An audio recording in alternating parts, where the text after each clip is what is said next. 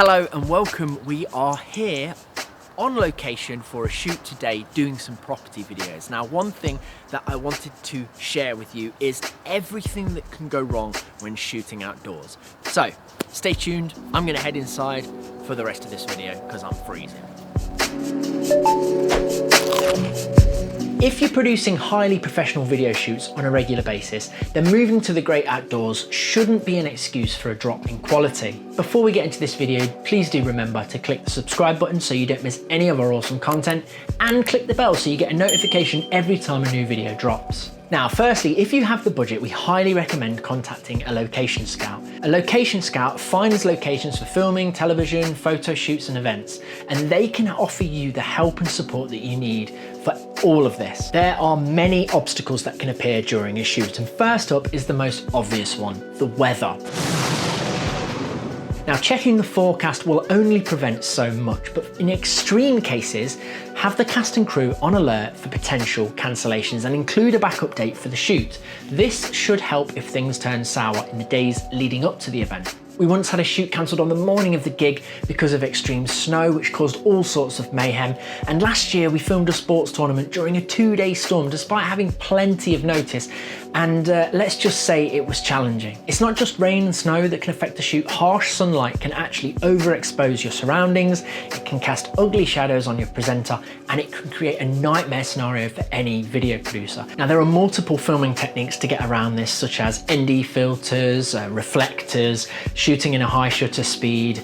We're not going to get into the technical aspects of this, but if you check with your video team, just ensure that they have all of those things as standard. Harsh sunlight is less of an issue if you schedule your shoot early in the morning or late in the afternoon, avoiding midday when the sun is highest in the sky.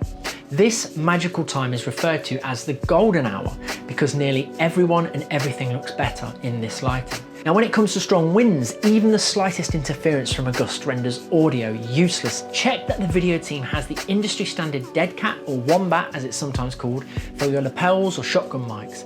But if your video team are really switched on, then they'll have one of these. This is a blimp, and basically the shotgun mic goes in here. Just to show you an example, the shoot that we did earlier, this is how it sounds without. Consequently, we may well see a wider trend. And this is how it sounds using a blimp. Consequently, we may well see a wider trend. Now, aside from taming Mother Nature, the actual location is really important too. It's highly recommended that you do a recce, which is a pre-filming visit to a location to determine its suitability for shooting. Now, it's a common misconception that it should be down to the videographer on the day to decide where to shoot. You should be deciding what spots you want to film, and then the videographer will take that decision and make the best of it with the framing and such like. A location isn't always determined visually. In terms of noise, we've experienced just about everything there is to interrupt a video shoot. Bear in mind, if you're near to a flight path or an airport, a train line, a busy road, a construction site, then you're going to be interrupted. A school is also a distraction. Rivers and fountains can add a nice ambient backing effect, but they might look completely out of place for the vibe that you're trying to look for.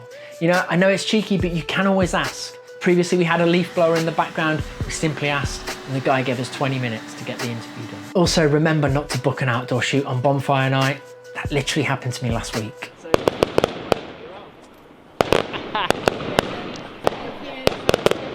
It's also worth remembering permits. A lot of public places that are privately owned will not allow filming on site without permission.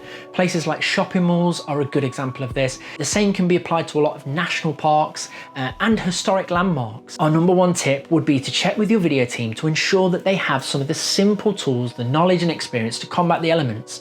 This is not a job for video producers who prefer the security blanket of a studio. With some strategizing ahead of time and the willingness to adapt on the day, you can capture footage needed to build attractive video content outdoors. To check out our latest video, please do click on the thumbnail just here. And if you haven't already, please do click on the subscribe button so you don't miss any of our awesome content over the next coming months.